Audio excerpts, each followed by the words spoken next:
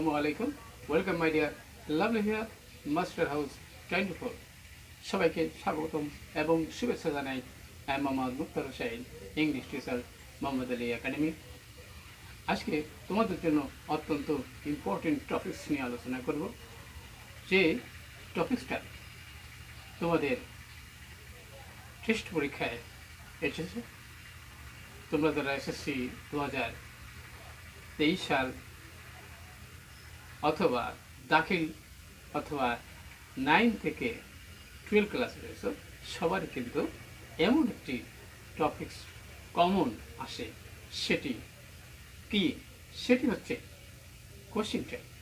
তাহলে আজকের ভিডিও থেকে আমরা জানতে পারবো how to change, how to add, how to write tag question in English grammar. তোমরা যারা আমার চ্যানেলে নতুন রয়েছে অবশ্যই চ্যানেলটি সাবস্ক্রাইব করবে।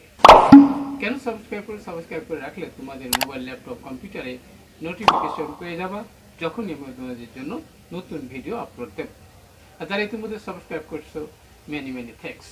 So no more talk. Now go to our whiteboard, try to understand. To this listen question tag. Now get started. I hope you are ready with your own khata and pen, and or you will download video to see for your own time. Thank you, my dear. Love it. The question tag in English grammar for SSC or Dakhil 2023 or 9 থেকে 12 ক্লাসে রয়েছে সবার জন্য।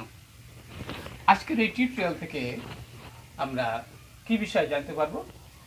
In this টিউটোরিয়ালে you will learn, আজকের বিষয় আমরা জানতে পারবো অ্যাফার্মেটিভ থেকে নেগেটিভ ট্যাগ কীভাবে আমরা চেঞ্জ করতে পারবো, কীভাবে আমরা অ্যাড করতে পারবো। How to change imperative sentence tag, imperative সেন্টেন্সের উপর ট্যাগ কোশ্চেন কীভাবে আমরা সলভ করতে পারবো সেটাও জানতে পারবো। ইম্পারেটিভ সেন্টেন্সের subject, impersonal subject how to change, impersonal subject যদি থাকে তাহলে সেটি আমরা কীভাবে চেঞ্জ করতে পারি সেটাও জানতে পারবো। নেগেটিভ টু অ্যাফার্মেটিভ ট্যাগ কীভাবে আমরা চেঞ্জ করা যায় সেটাও আমরা জানতে পারবো, এবং এক্সক্লেমেটরি সেন্টেন্সের ট্যাগ কোশ্চেন আমরা কীভাবে সলভ করি আজকের ভিডিও থেকে আমরা জানবো। আজকে আমাদের ধারাবাহিক ক্লাসের ডে 39 অর্থাৎ 39তম ধারাবাহিক ক্লাসের আজকের পর্ব।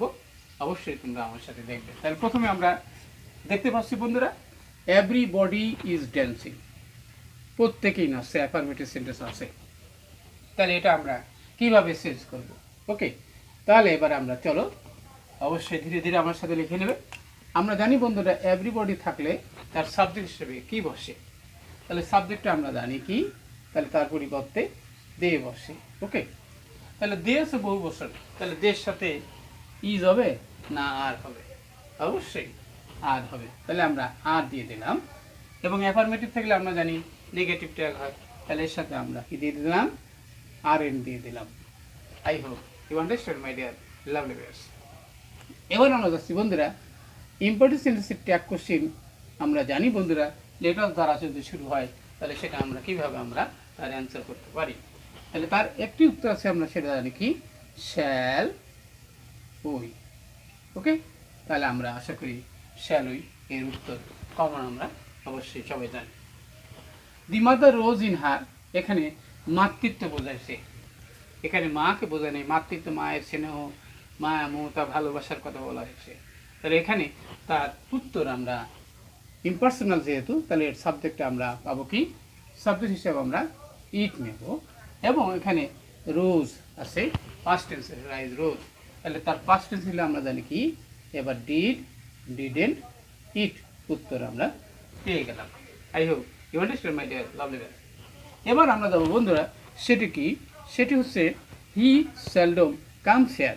এখানে সেলডম কিন্তু নেগেটিভ বাচক শব্দ রয়েছে, তাহলে নেগেটিভ শব্দ থাকে তাহলে উত্তরটা আমরা অবশ্যই পজিটিভ পাবো। তাহলে তার উত্তরে আমরা এখানে দেখতে পারি কি, does he. I hope you understand my dear lovely.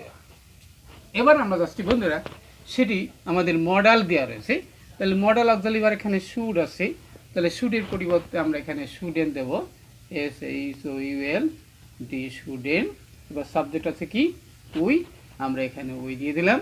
তাহলে I hope you understand my dear lovely viewers. এবার আমরা বন্ধুরা নাইদার কিন্তু নেগেটিভ বাচক শব্দ আমরা সকলেই জানি।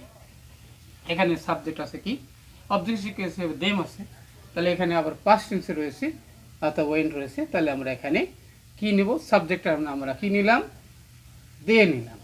তাহলে দেমের সাবজেক্ট হলো দে এবং বার পাস্ট টেন্স আছে। তাহলে এবারে আমরা আবার নেগেটিভও আছে, তাহলে সেক্ষেত্রে আমাদের উত্তরটা কি হবে, ডু ডিড, অর্থাৎ ডিড দে হবে। I hope you understand my dear lovely. এবং আমাদের শেষে এক্সক্লেমেটরি সেন্টেন্স দেওয়া রয়েছে। তাহলে এক্সক্লেমেটরি সেন্টেন্সের সাবজেক্ট এবং ভার্ব যেহেতু নাই, তাহলে হ্যাভ টু আন্ডারস্টুড আমাদের বুঝে নিতে হবে। সেটা কি, সেটা আমরা জানি কি, এখানে ইট ইজ আছে। তাহলে এটার উত্তরটা আমরা লিখবো কি, ইজেন্ট ইজেন্ট ইট। ওকে, তাহলে ইজেন্ট ইট আমরা উত্তরটা পেয়ে গেলাম। I hope you understand my dear lovely viewer. তাহলে আমরা অবশ্যই ট্যাগ কোশ্চেনের নিয়মগুলো অবশ্যই আমাদের বাস্তব ক্ষেত্রে এবং যে কোনো পরীক্ষার ক্ষেত্রে খুব ইজিলি সলভ করতে পারবো। আশা করি আজকের ভিডিও তোমাদের অনেক ভালো হচ্ছে। আজ ভালো লাগে লাইক এবং শেয়ার করবে এবং তোমার বন্ধুরা যাতে এই বিষয়টা জানতে পারে। ওকে, তবে সুন্দর এবং সুখী জীবন কামনা করে এখানে বিদায় নিচ্ছি। আর এতক্ষণ সাথে থাকার জন্য অনেক অনেক ধন্যবাদ। পরবর্তীতে আবার দেখা হবে, ততক্ষণ আল্লাহ হাফেজ।